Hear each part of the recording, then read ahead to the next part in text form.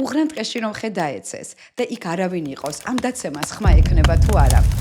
რა არის შენი პასუხი აი ამ ფრთიან შეკითხვაზე და საერთოდ რა არის რეალობა? ის, რასაც ვხედავთ, ნამდვილია თუ ჩვენი ტვინის სიმულაცია?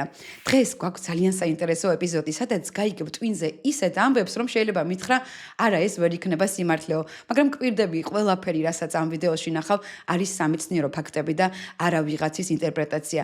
რასაც დღეს გაიგებ, წესით ძალიან შეცვლის შენს დამოკიდებულებას საკუთარ თავზე, გარესამყაროზე და სხვა ადამიანებზე. და ეს შეცვლილი დამოკიდებულება გეხმარება მოაწყო ის რეალობა, რომელიც შენ გინდა. და პირველ შეკითხვაზე პასუხი არის არა, ხეს არ ექნება დაცემის ხმა თუ იქ არც ერთი სულიერია. ხო და დავიწყოთ რომ გავიგოთ რატომ. საუკუნეების განმავლობაში კაცობრიობა ძალიან დიდ ტყუილში ცხოვრობდა. გვეგონა, რომ ჩვენი ხუთი შეგრძნებით შეხება, სმენა, ხედვა, ყნოსვა და გემო ჩვენ აღვიქვავდით სამყაროს როგორიც არის. ჯერ ერთი რომ ჩვენ ხუთზე მეტი შეგრძნება გვაქვს. მაგალითად, ნოციცეფცია, ტკივილის შეგრძნება, თერმოცეფცია, ტემპერატურის აღქმა, ეკვილიბრიცეფცია, წონასწორობის განცდა, პროპრიოცეფცია, სხეულის მდებარეობა სივრცეში და რაც მთავარია ის, რასაც აღვიქვავთ ამ ჩვენი შეგრძნებითი ორგანოებით, არის არა რეალობა, არამედ ხშირად არის ტვინის ინტერპრეტაცია. მაგალითად, სამყაროში არ არსებობს ფერი, არსებობს მხოლოდ სინათლის სხივი, ელექტრომაგნიტური ტალღები და ამ ტალღების სიგრძე. იმის და მიხედვით, რამდენად გრძელია ტალღა, ჩვენი თვალი მას აღიქვავს სხვადასხვა ფერად. სინათლის ტალღა ეცემა თვალის ბადურაზე, სადაც გვაქვს სამი სხვადასხვა რეცეპტორი, კონები ქვიათ მათ, წითლის, მწვანის და ლურჯის და ეს კონები გზავნიან სიგნალს ჩვენი მხედველობის უბანში, ვიზუალური კორტექსი ქვია. აი ამ სამი ფერის რეცეპტორით ჩვენ ვქმნით მრავალფეროვანი სამყაროს სიმულაციას. ამას კარგად მიხვდებიან მხატვრები და გრაფიკოსები. RGB პალეტი, ხო? სამი ფერით აკეთებენ ყველა ფერს, რომელიც ჩვენ ვიცით. მაგრამ თუ რომელიმე ფერის რეცეპტორი არ გაქვს თვალში, მაგალითად წითლის, შენ მას აღიქვავ როგორც ნაცრისფერი. აი ეს არის დალტონიზმი. ესე იგი, ფერის სამყაროს თვისება კი არ არის, არამედ ტვინის ინტერპრეტაცია. იგივე არის ხმაზეც. არ არსებობს სამყაროში ხმა, არსებობს მხოლოდ ჰაერის ვიბრაცია, რომელსაც ჩვენს ყურში არსებული ბუსუსები თარგმნიან როგორც ხმას. აგზავნიან სიგნალს ტვინში და აი ეს ტვინი ჩვენ გვასმენინებს სამყაროს. იგივეა გემოზე. არც ერთ საკვებს, ანუ მათ მოლეკულებს არ აქვს არც გემო, არც სუნი. ამ გემოს შექმნა ხდება ტვინში ჩვენი ენის და ცხვირის რეცეპტორების საშუალებით. რომ არა ეს რეცეპტორები და ტვინი, რომელიც ქმნის ამ სიმულაციას, სამყარო იქნებოდა მუნჯი, უფერო, უგემო, უსონო და შეგრძნების გარეშე. როგორც ერთ-ერთი ცნობილი ნეირომეცნიერი ანალ სეთი ამბობს, რეალობა არის კონტროლირებადი ჰალუცინაცია და საბედნიეროდ გვაქვს ეს ტვინი, რომელიც აფერადებს და ახმოვანებს ამ სამყაროს. მაგრამ საკმარისია ის, რაც გვაქვს იმისთვის, რომ აღვიქვათ სრული რეალობა ჩვენს გარშემო? რა თქმა უნდა, არა. მაგალითად, ჩვენ ვხედავთ ძალიან ვიწრო დიაპაზონს სინათლის ტალღების. გვესმის მხოლოდ ვიწრო სიხშირეები ბგერებისგან და მხოლოდ რამდენიმე ტიპის სიგნალის გადათარგმნა შეუძლია ჩვენს ტვინს. მაგალითად, კრევეტების გარკვეული სახეობა გაცილებით უფრო მეტ სიხშირეს აღიქვავს სინათლის და მას შეუძლია ულტრაიისფერიდან ინფრაწითლამდე დაინახოს ფერები. ზვიგენები აღიქვავენ ელექტროსიგნალებს, შეუძლიათ თევზის კუნთის მოძრაობის შეგრძნება. ჩიტები გრძნობენ დედამიწის მაგნიტურ ველს, რაზე დაყრდნობითაც შეუძლიათ გაიფრინონ ასეულობით კილომეტრი, ისე რომ კურსი არაერიოთ. მაგალითად, ღამურებს და დელფინებს აქვთ ეკოლოკაცია, ანუ ისინი ისმენენ სივრცეს, ისევე როგორც ჩვენ ვხედავთ მას. დიახ, ჩვენ არ აღვიქვავთ სრულ რეალობას. ის, რასაც შევიგრძნობთ, არის ჩვენი ტვინის ვერსია რეალობაზე. ეს ყველაფერი ფერზე, სუნზე, გემოზე შეიძლება შენთვის ნაცნობი იყო, მაგრამ ახლა რაც უნდა მოგიყვე, ეს არის მართლაც გასაოცარი ამბავი. აბა გაიხედე ახლა ეკრანიდან მარცხნივ. რას ხედავ? ნატურას, კედელს, საათს, ფანჯარას. დავუშვათ დაინახე კედელი. შენი აზრით ჯერ თვალმა კედელი დაინახა და შემდეგ ტვინს გაუგზავნა სიგნალი აქ კედელიაო? სინამდვილეში პროცესი არის სრულიად პირიქით. სანამდე გაიხედავდი ნანოწამებით ადრე, შენმა ტვინმა დადო პროგნოზი. იქ შენ კედელი დაგხვდება და თვალმა მერე გადაამოწმა რამდენად სწორი იყო ტვინის პროგნოზი. დაუჯერებლად ჟღერს ხო, მაგრამ ასეა. ტვინი ჯერ დებს პროგნოზს, რას დაინახავ, რა ხმას გაიგებ, რას შეიგრძნობ და ამის შემდეგ ჩვენი სენსორული ორგანოები ამოწმებენ ტვინის პროგნოზს. თუ პროგნოზი სწორია, მაშინ ეს პროცესი შენთვის შეუმჩნეველია, მაგრამ თუ შეცდა ტვინი და არასწორი პროგნოზი დადო, რასაც ინგლისურად prediction error შეცდომითი პროგნოზი ქვია, მაშინ შენ შეგრდები ყურადღებას დაძაბავ. აი წარმოიდგინე ახლა რომ გაგეხედლა და კედლის ნაცვლად დაგხვედრო და უშველებელი შადრევანი. ან ადამიანი, რომელსაც არ ელოდი, აუცილებლად შენი სხეული სხვა რეჟიმში გადავიდო და ასეთ დროს ტვინი სწავლობს, ანუ აკეთებს თავისი სისტემის განახლებას, updates და შემდეგ ჯერზე უკვე სხვა პროგნოზს დაგიდებს თუ რა უნდა დახვდეს იქ. აი ეს განახლების პროცესი არის ჩვენთვის შესამჩნევი. დანარჩენი ტვინი ავტომატურად სიმულაციას აკეთებს თავის ძველ ცოდნაზე დაყრდნობით. შეიძლება ეს ყველაფერი დაუჯერებლად ჟღერდეს, მაგრამ აი დასტური. როდესაც მეცნიერებმა ტვინში ჩაიხედეს, აღმოაჩინეს, რომ თვალიდან მიმავალი სიგნალები ტვინის მხედველობის უბნისკენ იყო ცოტა. 10-ჯერ მეტი სიგნალი მოდიოდა ტვინიდან თვალისკენ. ეს ნიშნავს, რომ ჩვენი ტვინი უფრო მეც პროგნოზირებს, ვიდრე რეალობას აღიქვავს. ჩვენი ტვინი არ არის პასიური დამკვირვებელი სამყაროსი, ის აქტიური წინასწარმეტყველების მანქანაა. და ეს პროგნოზები არ არის მხოლოდ ის, რაც ჩვენთვის ნაცნობია, ინტერი მოიგებს თუ PSG, ხვალ იწვიმებს თუ არა. ეს პროგნოზები არის ნანოწამებში განხორციელებული ნეირონული სიგნალები, რომლებიც დებენ მუდმივად ახალ პროგნოზს. რატომ მუშაობს ტვინი ასე? იმიტომ, რომ სხვანაირად ენერგეტიკულად წარმოუდგენელი იქნებოდა. წარმოიდგინე ყოველ წამს, ყველაფერი, ყველა სუნი, ყველა გემო, ყველა მოძრაობა რომ თავიდან მუშავდებოდეს ტვინის მიერ. არ ეყოფოდა არც ენერგია, არც ნეირონული კავშირები. ჩვენ წინა ეპიზოდებში გავიგეთ, რომ ჩვენ 100 მილიარდი ნეირონი გვაქვს, რომელიც ტრილიონობით კავშირს აკეთებს ერთმანეთთან. მაგრამ ყოველ წამს რომ ტვინი თარგმნიდეს გარესამყაროდან მიღებულ სიგნალებს თავიდან, ეს რაოდენობაც კი არ ეყოფოდა. ამიტომ ტვინი მიმართავს იმავე პრინციპს, რასაც მაგალითად YouTube.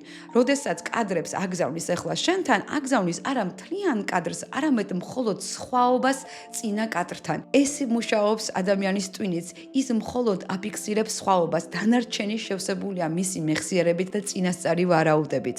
მაგრამ რაზე დაყრდნობით აგებს ტვინი თავის პროგნოზებს?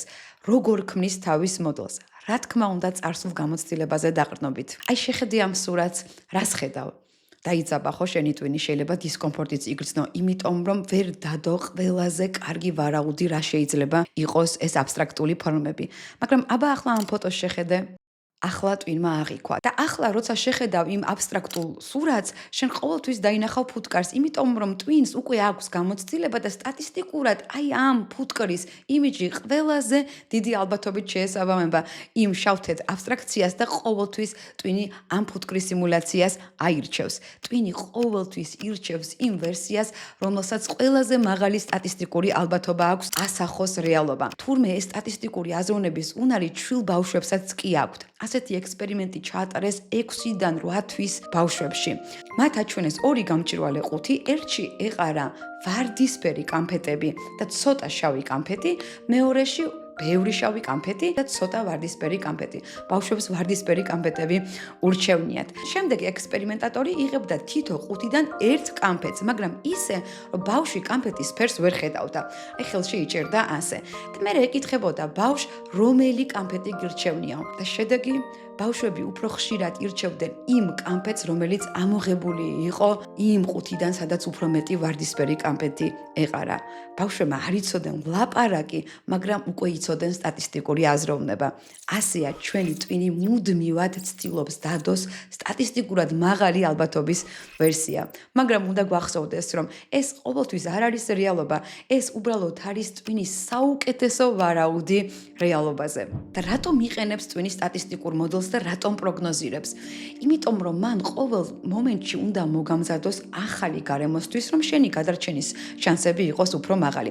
წარმოიდგინე სეირნობ მინდორში და გაიგე ბალახი შრიალის ხმა. ტვინი აი ამ დროს, ისე რომ შენ ვერ იგრძნობ, გაივლის სხვადასხვა ვერსიას. გველი გასრიალდა და ნიავმა დაუბერა, თუ პატარა ქვეწარმავალი იყო, რომელსაც არ უნდა გეშინოდეს. იმის და მიხედვით, რომელ ვერსიას დადებს, შენს სხეულს მოამზადებს შემდეგი ქმედებისთვის. თუ გადაწყვიტავ, რომ ეს გველი სრიალს გავდა, მაშინ აგიხშირებს სუნთქვას, აგიჩქარებს პულს, გამოყოფს სტრესის ჰორმონებს, კორტიზოლს, ადრენალინს და მოამზადებს შენს კუნთებს გასაქცევად. მაგრამ ხშირად ეს პროგნოზი არასწორია, ყველა შრიალი გველი არ არის. ხო, ყველა ზარი ღამე არ არის ცუდი ამბის მომასწავებელი, მაგრამ თუ გამოცდილება ტვინს ისეთი აქვს, რომ ხშირად ფიქრობს ნეგატივზე, უფრო შიშით არის მართული, მაშინ ტვინი უფრო ხშირად ირჩევს იმ ვერსიას, რომელიც მეტი საფრთხის მომცემია. არიან ადამიანები, რომლებიც პირიქით ყოველთვის უფრო უკეთეს ელოდებიან. ეს ტვინის პროგნოზია წარსულ გამოცდილებაზე დაყრდნობით და გამოცდილებებს ჩვენ როგორ ვიქმნით? რა სწავლობს ბავშვი პირველად? იმას, რასაც ხედავს გარშემო, ანუ ადამიანებს. ჩვენი გამოცდილებები დიდწილად დამოკიდებულია სხვა ადამიანებზე. რას აკეთებენ, რაზე საუბრობენ, რა უხარიათ, რა ემოციებს გვიზიარებენ, ეს ხდება ჩვენი გამოცდილების ნაწილი. არამც თუ ადამიანები, ის ფილმები, რომლებსაც უყურებ, ის წიგნები, რომლებსაც კითხულობ, ახდენს გავლენას იმ პროგნოზებზე, რომელსაც შენი ტვინი მომავალში დადებს. თუ ხშირად უყურებ ჰორორს, თუ ხშირად გაქვს ნეგატიური აზრები, ეს ხდება შენი შიდა მოდელის ნაწილი და ტვინი უფრო ხშირად ნეგატიურ მოვლენებს პროგნოზირებს, ვიდრე პოზიტიურს. აი, გასაოცარი კი ის არის, რომ არა მხოლოდ შენი გამოცდილება მოქმედებს ტვინის პროგნოზებზე, არამედ შენი მშობლების გამოცდილება, რომელიც მიიღეს შენს დაბადებამდე. ეს გამოცდილება შეიძლება პირდაპირი ფორმით გადმოგეცეს შენ. გასაოცარია, ხო? მაგრამ აი ხომ და მოგიყვეთ საოცარი ექსპერიმენტი, რომელმაც დაადასტურა, რომ ჩვენ შეიძლება ჩვენი შიშები, ჩვენი წარმოდგენები მემკვიდრეობით გადმოგვეცეს. თაგვებს ძალიან უყვართ ყველი, მაგრამ ლაბორატორიაში, როდესაც ყველს მიეკარებოდნენ, ისინი იღებდნენ ელექტროშოკს. რა თქმა უნდა, ნელ-ნელა თაგვებს შეზიზღდათ ყველი და აღარც ეკარებოდნენ ყველს. შემდეგ, როცა ამ თაგვებს შვილი უჩნდებოდათ, ისინიც ზუსტად იგივეს აკეთებდნენ, არ ეკარებოდნენ ყველს, მაგრამ მეცნიერებს აინტერესებდათ, როგორ სწავლობდნენ ეს თაგვები ამ ინფორმაციას. იქნებ აკვირდებოდნენ თავიანთ მშობლებს და უბრალოდ იმეორებდნენ იმას, რაც მშობლებმა გააკეთეს. ამისთვის გამოიყვანეს ხელოვნური განაყოფიერებით ეს შვილები სულ სხვა ლაბორატორიაში და ეს თაგვებიც იგივეს აკეთებდნენ, არ ეკარებოდნენ ყველს. ამით მეცნიერებმა დაადასტურეს, რომ დიახ, ჩვენი წინაპრების გამოცდილება ხდება ჩვენი შიდა მოდელის ნაწილი. და აი ამ ინფორმაციის გადაცემას, მაშინ როცა გენის ცვლილება არ ხდება, ეპიგენეტიკა ჰქვია. ეს ძალიან საინტერესო მეცნიერების მიმართულება, რომელმაც ბევრ შეკითხვას გასცა პასუხი. ხანდახან არ ვიცით ხოლმე, რატომ ვართ ასე მოწყობილი, რატომ გვაქვს ისეთი შიშები, რომელსაც დღეს ლოგიკური ახსნა არ აქვს. აი პასუხი შეიძლება აქ იყოს, შეიძლება ჩვენ ვატარებთ ჩვენი მშობლების, ბებიების, ბაბუების და მათი წინაპრების შიშებს. მაგრამ ამ ყველაფერს რა პრაქტიკული მნიშვნელობა აქვს? როგორ შეგვიძლია ეს ინფორმაცია გამოვიყენოთ იმისთვის, რომ უკეთესი რეალობა შევიქმნათ? როცა მივხვდებით, რომ პომიდრის თვისება კი არ არის სიწითლე, ეს ჩვენი ტვინის ინტერპრეტაციაა. როცა ვიღაცა ჩაგვიჭრის ქუჩას და ჩვენ წამოვიზახებთ იდიოტი, ან რა ვიცი, შეიძლება კიდევ უფრო უხეშ სიტყვასაც, ეს იმ ადამიანის თვისება კი არ არის, ეს ჩვენი ტვინის სიმულაცია ამ ადამიანზე. ის შეიძლება ძალიან კეთილშობილი კაცია, რომელიც თავის ავანტყოფ შულთან მიიჩქარის. როცა გაიაზრებ, რომ ის რეალობა, რომელსაც ქმნი, არა ობიექტური ჭეშმარიტებაა, არამედ შენ მიერ შექმნილი სიმულაცია, მიხვდები, რომ ის რეალობა, რომელიც გაქვს, არის შენი პასუხისმგებლობა. და როცა ამას გეუბნები, საერთოდ არ გულისხმობ, რომ ყველაფერი შენი ბრალია, თუ რამე ცუდი მოხდა შენს ცხოვრებაში, შენი ბავშვობის ტრამვები, შენი იმედგაცრუება სიყვარულში. არა, როცა ვამბობ, რომ შენი პასუხისმგებლობა, გულისხმობ იმას, რომ მხოლოდ შენ შეგიძლია შეცვალო ეს რეალობა.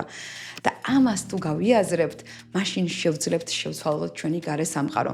მაგრამ აქ შეიძლება მკითხო კი, მაგრამ თუ ყველა ჩემი პროგნოზი არის დაფუძნებული წარსულ გამოცდილებაზე, არამც თუ ჩემს წარსულზე, არამედ ჩემი წინაპრებისაზე, მე როგორ შემიძლია შევცვალო წარსული გამოცდილება?